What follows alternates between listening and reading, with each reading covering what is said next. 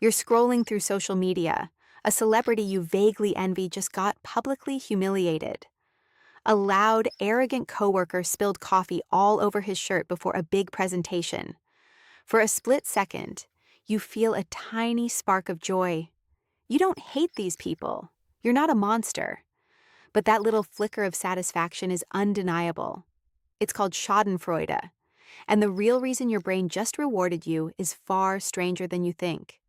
This isn't a character flaw. It's not a sign you're a bad person. It's a fossil. A mental reflex carved into your neural circuitry by 2 million years of brutal status competitions. Your brain isn't being petty. It's being prehistoric. To understand why, you have to travel back to a world without HR departments, without police, without any social safety net. Your ancestors lived in small, tight-knit tribes of maybe 150 individuals. In that world, your rank in the hierarchy wasn't just about ego. It determined everything. Who ate first when the hunt was successful? Who got the safest sleeping spot away from the cave entrance? Who had the most allies? Who got to reproduce? Status wasn't a luxury. It was a survival strategy. And status was always relative. Imagine two young hunters. One is slightly stronger. He gets more food, more respect, more attention from potential mates. The other is just a step behind. If the stronger hunter breaks his leg, the weaker one doesn't just feel relief. His brain floods him with a deep primal sense of reward. Why? Because in that instant, his own standing just skyrocketed. He didn't need to become stronger. The competition simply removed itself. The gap closed. His access to resources, to safety, to a future, all improved without him lifting a finger.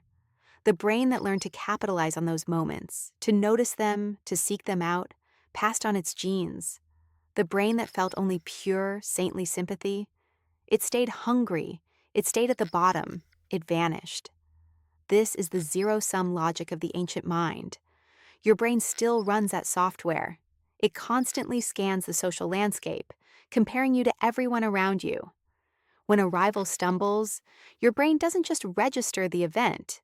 It runs a lightning-fast calculation. Their loss equals your gain, and it pays you for the insight. A team of neuroscientists at the University of Zurich, led by Hidehiko Takahashi, proved this in 2009. They put people in brain scanners and had them read about the misfortunes of others. When a person felt envy towards someone who then suffered a setback, their brain's reward center lit up like a carnival. The ventral striatum, the same region that fires when you eat chocolate or win money, was activated by another person's pain. Your brain literally treats a rival's failure like a physical reward. But the evolutionary logic goes even deeper. Schadenfreude isn't just about any failure. It's targeted. It's precise. Psychologist Norman Feather found that we feel the most intense schadenfreude when the person who fails seems to deserve it. When the arrogant peacock gets knocked down a peg, your brain screams, "Justice." This isn't random cruelty. This is your inner tribal enforcer. For millions of years, groups needed a way to keep freeloaders, bullies, and cheaters in check. Physical punishment was risky, but social punishment, the gleeful mockery of a fallen high-status individual, was devastating and safe. When the whole tribe laughed at the chief's son who tripped during a ritual dance, it was a signal. It said, "We see your weakness. You are not above us." Your laughter was a weapon. It leveled the playing field. It reinforced the social contract without a single blow.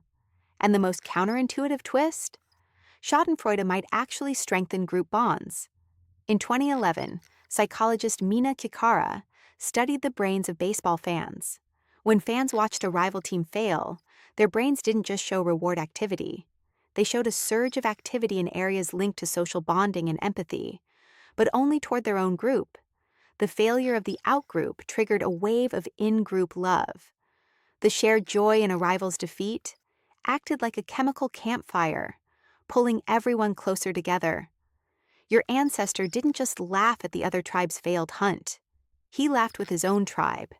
And in that shared laughter, the group became a tighter, more formidable unit. Schadenfreude was social glue. Now bring this ancient machinery into the modern world. You don't live in a tribe of 150 anymore. But your brain doesn't know that. It still sees your boss as the alpha. It still sees the successful influencer as the rival hunter. When that influencer gets canceled, when that smug politician gets caught in a lie, when the perfect parent from the school drop-off line locks her keys in the car, your brain gives you that old, familiar zap of pleasure. It's not because you're a bad person.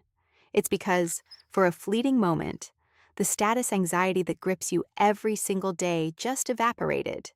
The competition stumbled, and for one beautiful second, you are winning the ancient game of life. Reality television, gossip columns, entire YouTube channels dedicated to celebrity fails. They are all built on this neural exploit. They create artificial rivalries and then feed you a constant stream of their downfalls. Your brain gobbles it up because it thinks it's gathering critical social data. It thinks it's monitoring the tribe. Every video of a skateboarder face planting, every compilation of public speaking disasters, is a data point for your inner strategist. It whispers, "See? Not you. You're safe. You're ahead." But here's the problem. The game has changed. Status today is not a fixed pie. Someone else's failure doesn't actually get you a bigger house or a better mate. The zero-sum loop is an illusion. Yet your brain keeps chasing the high. It keeps scanning for the next stumble. And in doing so, it can trap you in a cycle of comparison and quiet resentment, all while the real opportunities for growth pass you by. So the next time you feel that tiny, guilty smile creep across your face when someone else messes up, don't panic, don't judge yourself. Just recognize the ghost in the machine. That feeling isn't you. It's a 2 million-year-old survival instinct, a relic from a world where someone else's broken leg meant your full belly. It's the echo of a tribal enforcer, a status calculator, a bond strengthener. You're not laughing at their pain. You're hearing the distant applause of your ancestors, cheering because, for this moment, you're still in the game.